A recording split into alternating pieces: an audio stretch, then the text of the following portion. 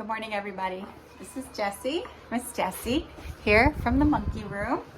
I wanted to talk to you today about social games. And this here is a handout from Teach Me to Talk. I love Laura Mize. I get so much information from her. She has a website, and she also has a YouTube page called Teach Me to Talk. Phenomenal, phenomenal. Well, ever since I started incorporating social games into my therapy sessions, especially with children with autism, I have had the greatest outcomes because the foundation of communication is engagement. And what do social games do? They allow children a way to engage with you. Now these are, we all do these instinctively with babies, but what I'm finding is that teaching our children who have autism these social games, they actually love them, and it gives them a way to engage. And now I have children who are starting to initiate the game with me, which is really what we want to see, because then if they're willing to initiate a game with me, a social game, a nonverbal game, then they are much more willing later on down the road to engage with me through language. And actually a lot of our social games do have language in them, but some of them are hand movements and some of them are humming. Some of them that I love, well, my kids love, are peekaboo. Peekaboo. Some of them make their own little social game up, like a little give me. They like to play baby, let me be a baby. They like to play night-night, let's go night-night. They like to play this little piggy went to market. That's one of my kiddos' favorite games. But they're super simple, so it's probably why we don't think about them sometimes, and how they're just fun ways to engage with our children. So autism affects how a child interacts, how they communicate, how they behave.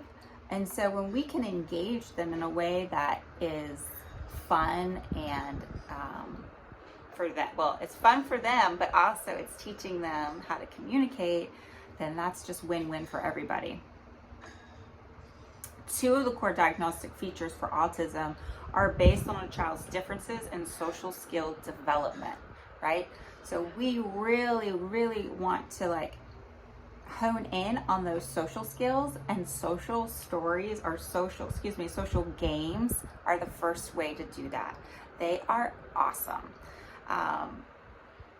So I just encourage you guys, you can make up your own social game. I have a little kid now who he made up his own social game. He speaks Japanese, and so he started doing a hand sign for give me, right? And so I paired it with the word chodai in Japanese, and then we also have an AAC device that we paired it to. So now he has 3 ways to communicate, right? If he can't say it verbally, he can say it with his hand sign, or he can say it with his AAC device. And he's using his hand sign and his AAC device now to ask for something, which is huge for our nonverbal kiddos. So, and that all started with a social game because he wanted the back and forth play. So it was, okay, give me, and then he would give it to me, and then he would do the sign and I would give it to him, and he thought that was so cool. So we just did it back and forth.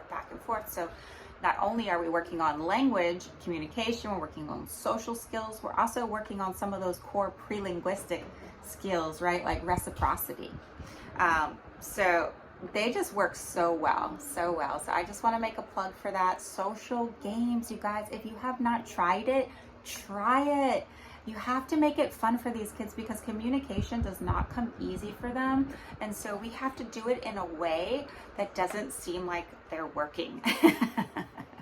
And how better to do it than in a game? So if you have any questions about social games, or you want to think about or learn about more social games, you can do it basically in any routine that you're doing. Brush your teeth, nighttime, breakfast,